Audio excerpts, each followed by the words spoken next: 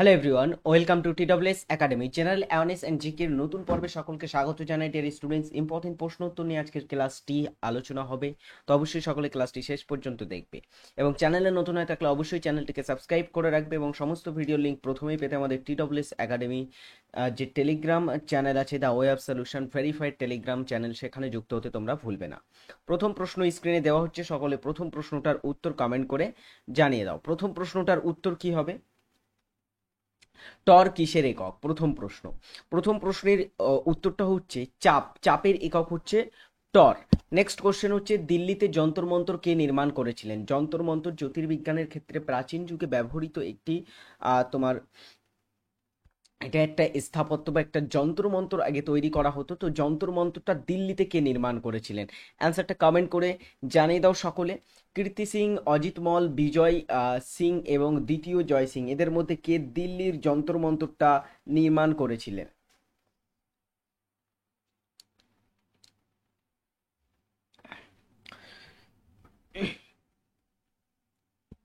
Students, দিল্লির যন্তর মন্তরের নির্মাতা ছিলেন যিনি, তিনি হচ্ছেন রাজা জয় সিং দ্বিতীয়। দ্বিতীয় জয় সিং তিনি নির্মাণ করেছিলেন। নেক্সট, নান্দুরি বাঁধ কোন নদীর উপর অবস্থিত? নান্দুরি বলে এই বাঁধটা কোন নদীর উপরে আছে?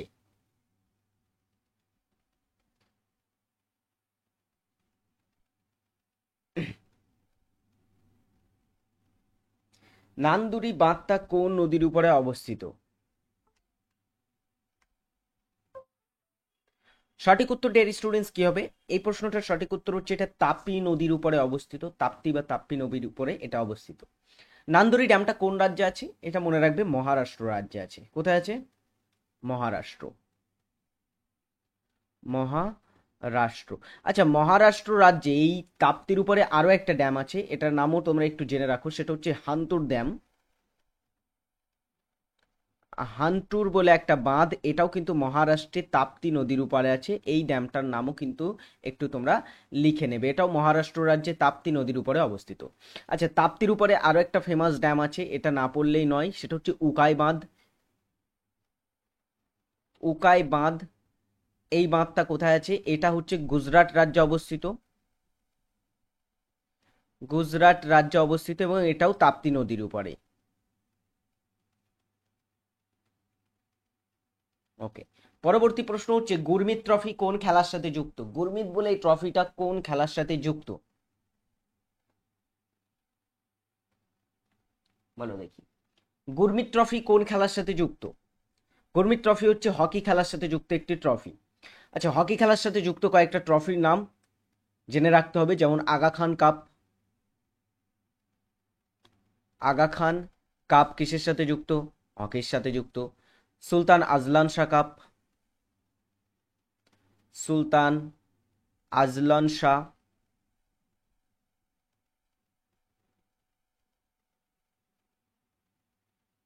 কাপ, এটাও তোমার হচ্ছে হকির সাথে যুক্ত। দেন তোমার হচ্ছে Rangaswamy cup. Rangaswamy cup, Beighton cup. Beighton cup যুক্ত হচ্ছে তোমার এর সাথে। তারপরে আরো একটা ফেমাস কাপের নাম মনে রাখতে হবে, সেটা হচ্ছে Dhyan Chand trophy. Major Dhyan Chand trophy, এটাও কিন্তু যুক্ত হচ্ছে হকি খেলার সাথে। তো এখান থেকে Aga Khan, Sultan Azlan Shah cup, Rangaswamy cup, Beighton cup এবং ধ্যানচাঁদ ট্রফি, এই কয়েকটা কিন্তু খুবই ইম্পর্টেন্ট হকি খেলার সাথে যুক্ত কিছু টুর্নামেন্ট ট্রফি বা কাপের নাম। ম্যালেরিয়া রোগের বাহক হলো, ম্যালেরিয়া রোগের বাহকের নাম কি?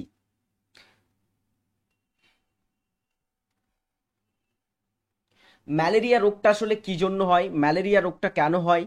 ম্যালেরিয়া রোগটা একটা প্লাজমোডিয়াম, প্লাজমোডিয়াম বলে প্রোটোজোয়ার কারণে হয়।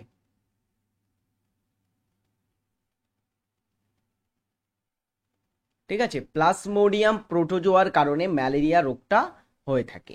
এই প্লাজমোডিয়াম প্রোটোজোয়ার বাহক হচ্ছে অ্যানোফিলিস মশা। অ্যানোফিলিস মশার মধ্যে স্ত্রী অ্যানোফিলিস মশাটা যারা, তারা কিন্তু এই রোগের প্রধান বাহক। ঠিক আছে, মাই আইডিয়া অফ এডুকেশন বই কে রচনা করেন? মাই আইডিয়া অফ এডুকেশন শীর্ষক বইটি কে লিখেছিলেন?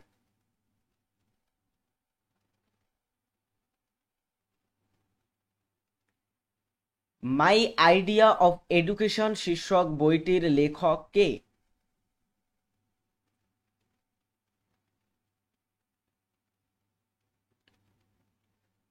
6 নম্বর প্রশ্নের উত্তর হচ্ছে স্বামী বিবেকানন্দ মাই আইডিয়া অফ এডুকেশন শীর্ষক বইটি লিখেছিলেন। স্বামী বিবেকানন্দের কিছু উল্লেখযোগ্য বইয়ের মধ্যে কর্মযোগ, কর্মযোগ, রাজযোগ, রাজযোগ, তারপরে তোমার জ্ঞানযোগ যেমন আছে,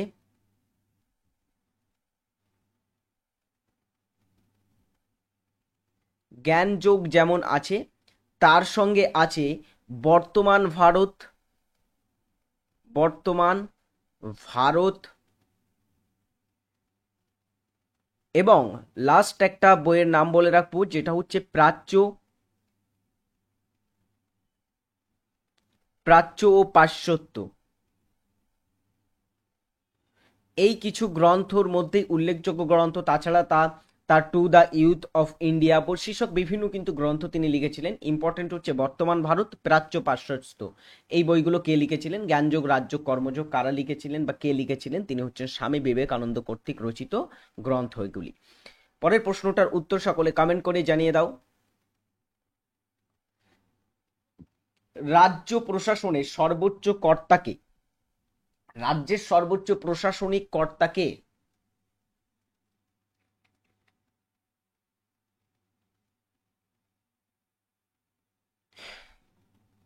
রাজ্যের সর্বোচ্চ প্রশাসনিক কর্তা হচ্ছে রাজ্যপাল।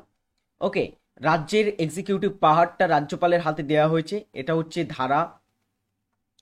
ধারা 154, 154 নং ধারা অনুসারে। ওকে, পাকিস্তানের মধ্য দিয়ে প্রবাহিত দীর্ঘতম নদী কোনটি? পাকিস্তানের মধ্য দিয়ে প্রবাহিত দীর্ঘতম নদী কোনটি? আমাদের ভারতের মধ্য দিয়ে যেমন প্রবাহিত দীর্ঘতম নদী হচ্ছে গঙ্গা, তেমনি আমাদের প্রতিবেশী দেশ পাকিস্তান, তার মধ্য দিয়ে কোন নদীটি দীর্ঘতম নদী প্রবাহিত হয়েছে? সিন্ধু, ইরাবতী, দানিউব এবং রাভি নদী কোনটি?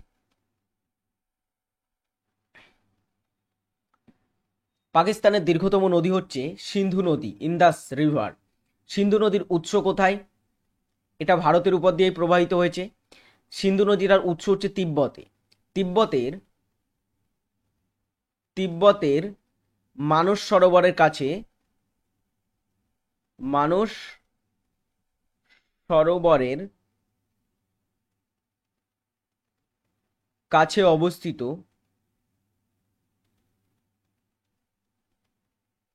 সিংহ খাবাব, সিংহ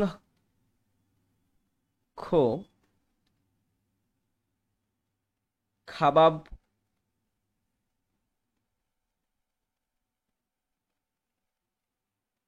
হিমাবহ থেকে, ঠিক আছে। সো এখান থেকে এটা উৎস লাভ করেছে এবং এটার পতনের স্থল বা এটা কোথায় পতিত হয়েছে যদি বলা হয় তো এটা আরব সাগরে পতিত হয়েছে। প্রথমে এটা পশ্চিম দিকে প্রবাহিত হয়েছে, তারপরে পশ্চিমের দিকে প্রবাহিত হয়ে কিছুটা পাকিস্তানের মধ্য দিয়ে গিয়ে দক্ষিণ দিকে প্রবাহিত হয় এবং আরব সাগরে পতিত হয়। নেক্সট হচ্ছে 1920 সালে মূল নায়ক পত্রিকাটি কে শুরু করেছিলেন? মূল নায়ক শীর্ষক এই পত্রিকাটি শুরু কে করেছিলেন?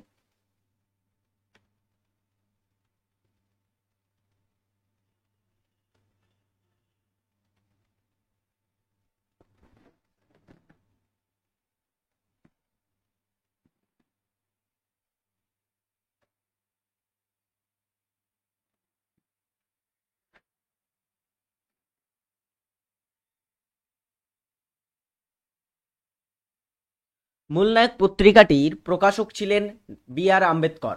মূলনায়কটা হচ্ছে একটা মারাঠি পত্রিকা, মারাঠি ভাষায় প্রকাশিত পত্রিকা ছিল এটা একটা।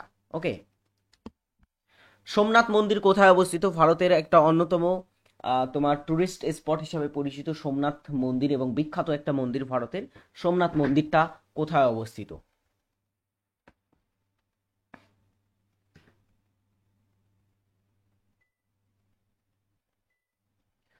সোমনাথ মন্দিরটা গুজরাট রাজ্যে অবস্থিত। নেক্সট আজকের একটা হোমওয়ার্ক, এটা তোমাদের দেওয়া থাকবে, সকলে এটা কমেন্টে উত্তর করে জানাবে আজকের হোমওয়ার্কের উত্তরটা কি হবে। বিশ্বের বৃহত্তম দ্বীপ কোনটি? আশা করব তোমরা সকলে এই প্রশ্নটার সঠিক উত্তর করে জানাবে। স্বাধীন ভারতের প্রথম সাধারণ নির্বাচন অনুষ্ঠিত হয়েছিল কবে? স্বাধীন ভারতে কবে প্রথম সাধারণ নির্বাচন অর্থাৎ জেনারেল ইলেকশন, যেটাকে আমরা লোকসভার নির্বাচনও বলে থাকি, সেই জেনারেল ইলেকশন বা লোকসভার নির্বাচন বা সাধারণ নির্বাচন প্রথম কবে অনুষ্ঠিত হয়েছিল? স্বাধীন ভারতে নির্বাচনটা, ভারত স্বাধীনতা পায় 1947 সালে, কিন্তু প্রথম সাধারণ নির্বাচন অনুষ্ঠিত হয়েছিল 1951-52 সালে। 1951-52 সালের যে নির্বাচনটা হয়েছিল সেটার যিনি দায়িত্ব বা নির্বাচন কমিশনার যিনি তৎকালীন সময়ে ছিলেন, ভারতের প্রথম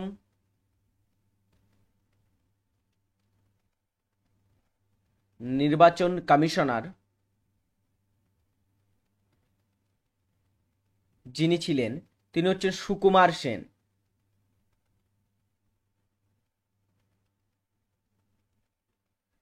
এই নির্বাচনটার দীর্ঘ একটা লং প্রসেসের মাধ্যমে কিন্তু নির্বাচিত হয়েছিল। পরেরটা হচ্ছে কত সালে ভারতে প্রথম আঞ্চলিক গ্রামীণ ব্যাংক প্রতিষ্ঠিত হয়? ভারতের প্রথম আঞ্চলিক গ্রামীণ ব্যাংকটা কত সালে প্রথম প্রতিষ্ঠিত হয়েছিল? ভারতের প্রথম আঞ্চলিক গ্রামীণ ব্যাংক যেটা, তার নাম গ্রামীণ ব্যাংকই ছিল এবং এটা প্রতিষ্ঠিত হয়েছিল 1975 সালে। নেক্সট কোশ্চেন ইজ মধ্যপ্রদেশের সর্বোচ্চ শৃঙ্গ কোথায় অবস্থিত? সাতপুরা পর্বতমালা, বিন্ধ্য পর্বতমালা, মৈকাল পর্বতমালা বা কোনোটিই নয়। কোথায় মধ্যপ্রদেশের সর্বোচ্চ শৃঙ্গটি আছে? মধ্যপ্রদেশের সর্বোচ্চ শৃঙ্গটির নাম কি? সর্বোচ্চ শৃঙ্গটি হচ্ছে মধ্যপ্রদেশের সর্বোচ্চ শৃঙ্গ হচ্ছে ধূপগড়।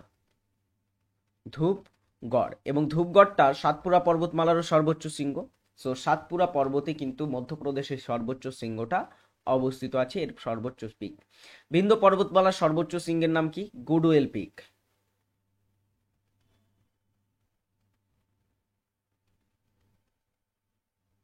গুডওয়েল পিক হচ্ছে বিন্ধ্য পর্বতমালার সর্বোচ্চ শৃঙ্গ, আর মৈকাল পর্বতমালার অমরকণ্টক।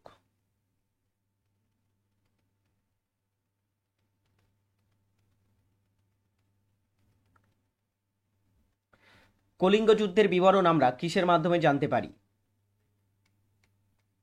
আচ্ছা, কলিঙ্গ যুদ্ধটা এটা কবে কাদের মধ্যে হয়েছিল? 261 খ্রিস্টপূর্বাব্দে 261 বিসিতে কলিঙ্গ যুদ্ধ অনুষ্ঠিত হয় বা সংঘটিত হয়েছিল। কলিঙ্গ যুদ্ধটা কাদের কাদের মধ্যে হয়েছিল? একদিকে ছিল অশোকের জীবনের প্রথম বা শেষ যুদ্ধ বা একমাত্র যুদ্ধ যেটাই বলা যেতে পারে অশোক, ও আরেকদিকে ছিল কলিঙ্গরাজ। এদের মধ্যে এই যুদ্ধটি হয়েছিল। এই যুদ্ধটির বিবরণ আমরা কোথা থেকে জানতে পারি? ত্রয়োদশ শিলালেখ বা শিলালেখ 13, ত্রয়োদশ শিলালেখ থেকে আমরা জানতে পারি। ত্রয়োদশ শিলালেখ কেন বলা হয়েছে? কারণ অশোকের 14টি মুখ্য অনুশাসন বা শিলালেখ পাওয়া গেছিল, তার মধ্যে 13তম লেখে কলিঙ্গ যুদ্ধের বিবরণ সম্পর্কে বর্ণনা করা হয়েছিল। একটি আগ্নেয় পর্বতের উদাহরণ হলো কোনটি? একটি আগ্নেয় পর্বত এখানকার মধ্যে।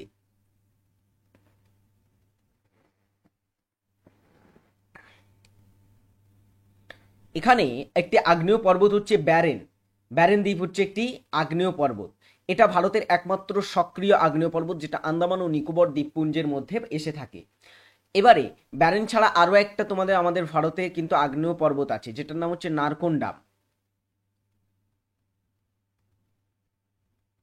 নারকোন্ডাম। এটা কিন্তু সুপ্ত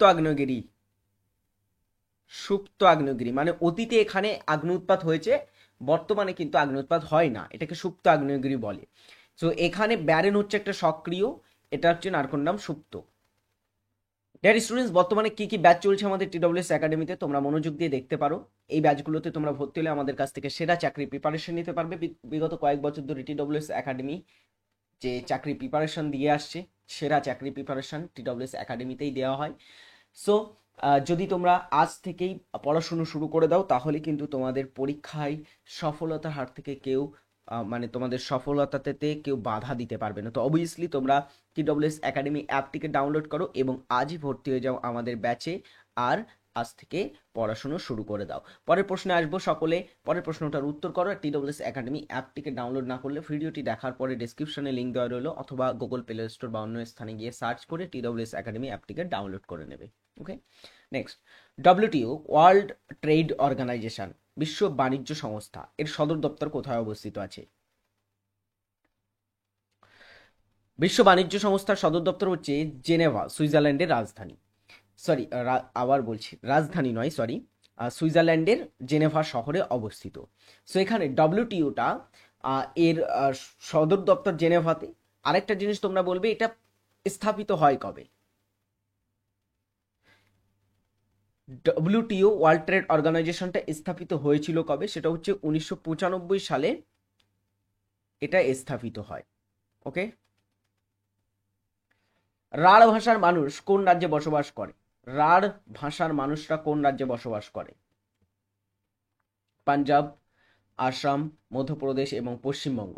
আচ্ছা, রাঢ়টা একটা ভাষা নয়, এটা একটা উপভাষা। উপভাষা, একটা ভাষার থেকে আবার অনেক ভাগ হয়ে থাকে, তার মধ্যে একটা ভাষার একটা ভাগ হচ্ছে রাঢ় ভাষা। কোন ভাষার ভাগ? এটা বাংলার একটা উপভাষা। বাংলা ভাষার একটা উপভাষা হচ্ছে রাঢ় ভাষা। রাঢ় ভাষাটা প্রধানত পশ্চিমবঙ্গের রাঢ় ভাষার মানুষের বা পশ্চিমবঙ্গতে বাংলা ভাষার মানুষেরা বসবাস করে, এবং এখানেই কিন্তু রাঢ় ভাষায় কথা বলা হয়। আচ্ছা, বেঙ্গল ব্রিটিশ ইন্ডিয়া সোসাইটির সম্পাদক কে ছিলেন? নেক্সট কোশ্চেনের উত্তরটা দ্রুত করো, এই প্রশ্নটার উত্তর।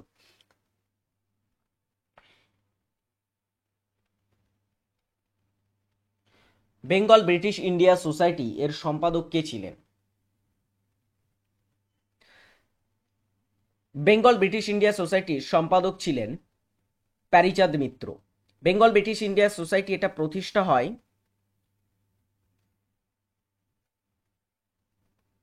প্রতিষ্ঠা হয়েছিল 1843 সালে এটা প্রতিষ্ঠিত হয়েছিল। তরঙ্গ শক্তি ভারতের বৃহত্তম বহুজাতিক বিমান মহড়া শুরু হয়েছে কোথায়? তরঙ্গ শক্তি ভারতের একটি বহুজাতিক বিমান মহড়া। সো এই বহুজাতিক বিমান মহড়াটা কোথায় শুরু হয়েছে?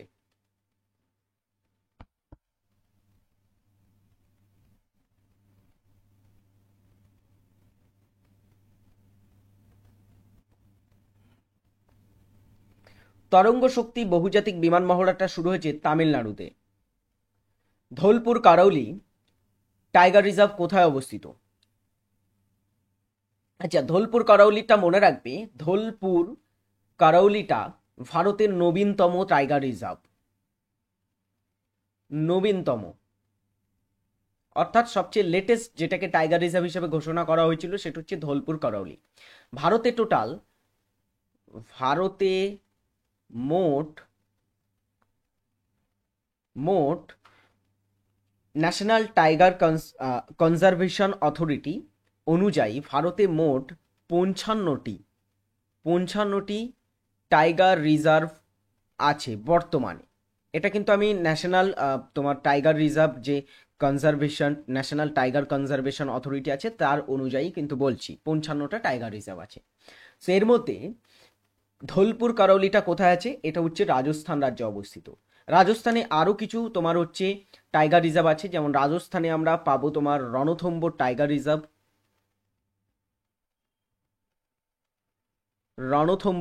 রিজার্ভ, তারপরে এখানে আছে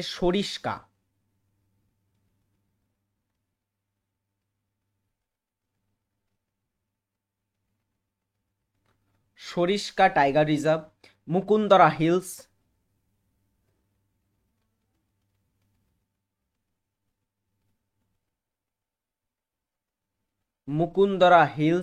এবং আরেকটি হচ্ছে রামগড় টাইগার রিজার্ভ। ওকে, এগুলি কিন্তু অবস্থিত রাজস্থানে। আমাদের পশ্চিমবঙ্গেও টাইগার রিজার্ভ আছে। পশ্চিমবঙ্গে আছে কতগুলি? পশ্চিমবঙ্গে কিন্তু 2টি টাইগার রিজার্ভ আছে। কি কি বলতো? একটা হচ্ছে বক্সা টাইগার রিজার্ভ ও আরেকটা হচ্ছে সুন্দরবন। এই দুটি হচ্ছে আমাদের পশ্চিমবঙ্গের টাইগার রিজার্ভ। ওকে, মনে থাকবে আশা করি। নেক্সট কোশ্চেন, ডিসলেক্সিয়া রোগ হয় কি দূষণের জন্য? ডিসলেক্সিয়া রোগটা কি দূষণের কারণে হয়ে থাকে?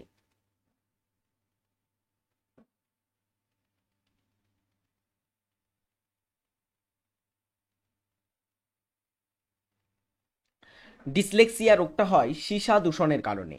সীসা দূষণের কারণে এই রোগটা দেখা যায়। আইডিবিআই ব্যাংক কবে স্থাপিত হয়েছিল?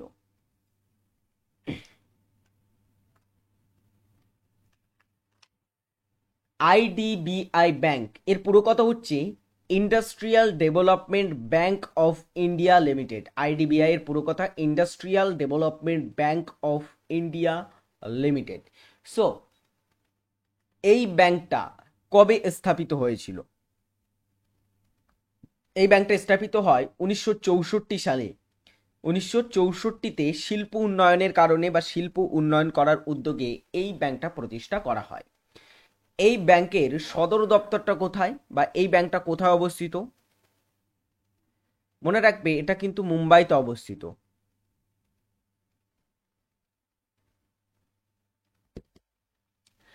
পরের প্রশ্ন, নিচের কোনটি একটি জৈব শিলা? জৈব শিলা কোনটি এখানে? ভেরি ইন্টারেস্টিং একটা কোশ্চেন, উত্তর করো সকলে। কোনটি একটি জৈব শিলার উদাহরণ?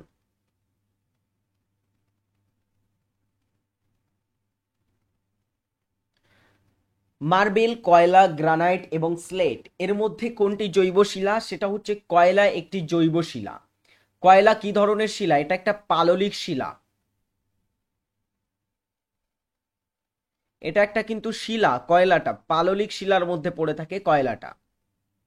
এটাও একটা জৈব শিলা। প্রথম গুপ্ত শাসক যিনি রৌপ্য মুদ্রা জারি করেন? কোন গুপ্ত শাসক প্রথম গুপ্ত শাসক যিনি রৌপ্য মুদ্রা, রূপার মুদ্রা জারি করেছিলেন?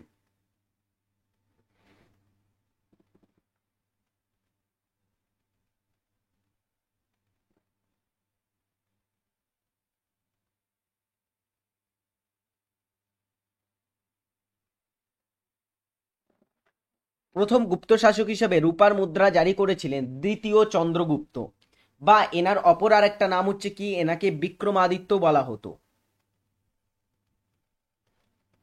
বিক্রমাদিত্য বা দ্বিতীয় চন্দ্রগুপ্ত তিনি প্রথম গুপ্ত শাসক যিনি রূপোর মুদ্রা জারি করেন।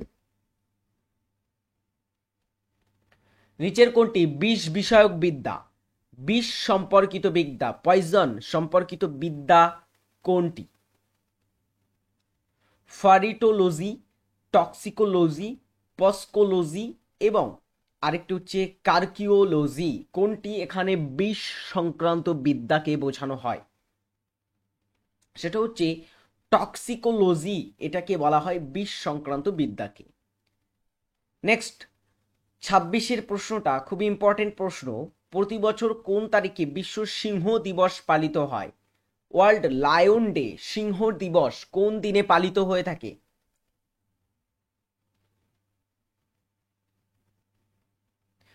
এখনো পর্যন্ত যারা ক্লাসটি দেখছিলে এবং একটাও লাইক করনি, সকলে লাইক করবে ক্লাসে। আর ক্লাসটি কিন্তু প্রতিদিন তোমাদেরকে শেয়ার করতে হবে বেশি বেশি করে। সো এই প্রশ্নটার উত্তর সকলে কমেন্ট করে জানিয়ে দাও। 26 নম্বর প্রশ্নটা, কোন তারিখে বিশ্ব সিংহ দিবস লায়ন ডে পালন করা হয়?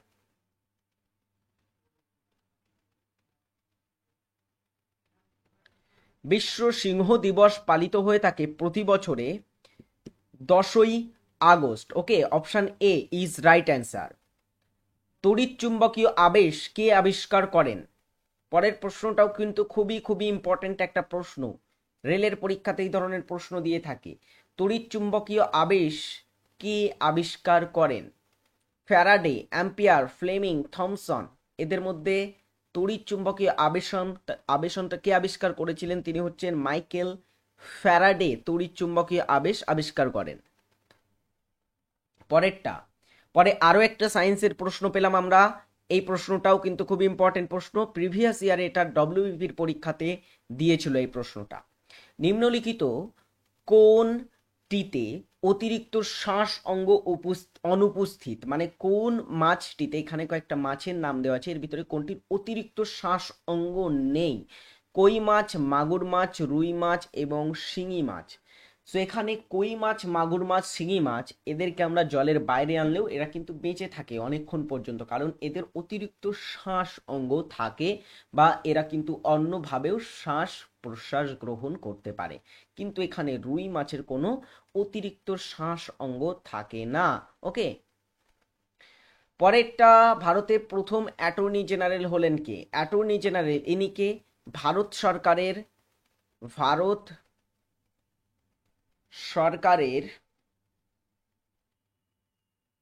সর্বোচ্চ আইনি অফিসার,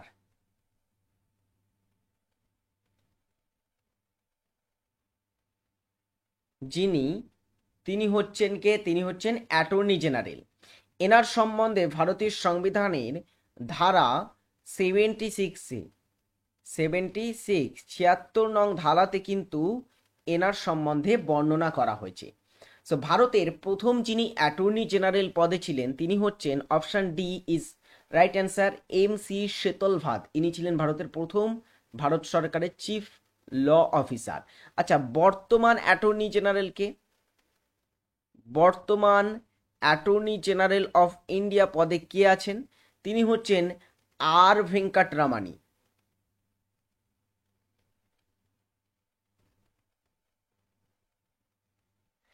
আর ভেঙ্কটরামানি হচ্ছে ভারতের বর্তমান অ্যাটর্নি জেনারেল পদে আছেন।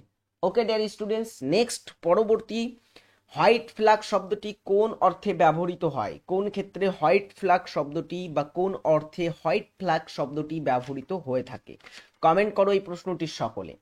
হোয়াইট ফ্ল্যাগ ব্যবহার করা হয় কখন? যুদ্ধের শুরুর প্রতীক হিসাবে, যুদ্ধ বিরতির প্রতীক, যুদ্ধের জয়ের প্রতীক এবং নান। রাইট অ্যান্সার হচ্ছে যুদ্ধ বিরতির প্রতীক হিসাবে হোয়াইট ফ্ল্যাগ ব্যবহার করা হয়। ওকে, এই ছিল আজকের 30টি গুরুত্বপূর্ণ প্রশ্ন। কত তোমরা অ্যান্সার করলে 30টি প্রশ্নের ভিতরে অবশ্যই সকলে কমেন্ট করে জানিয়ে দেবে, এবং আমাদের ক্লাসগুলি তোমাদের কেমন লাগে কমেন্টে অবশ্যই কিন্তু জানাতে ভুলবে না। আশা করব ক্লাসটি থেকে অনেক কিছু তোমরা শিখতে পেরেছো নতুন, এবং তোমাদের চাকরি প্রিপারেশনের ক্ষেত্রে অনেক কাজে আসবে এই প্রশ্নগুলি। ভালো থাকবে সকলে, পরের দিনের ক্লাসে দেখা হবে নতুন প্র্যাকটিস ক্লাস নিয়ে। ততক্ষণের জন্য টাটা, ভালো থাকবে, বাই।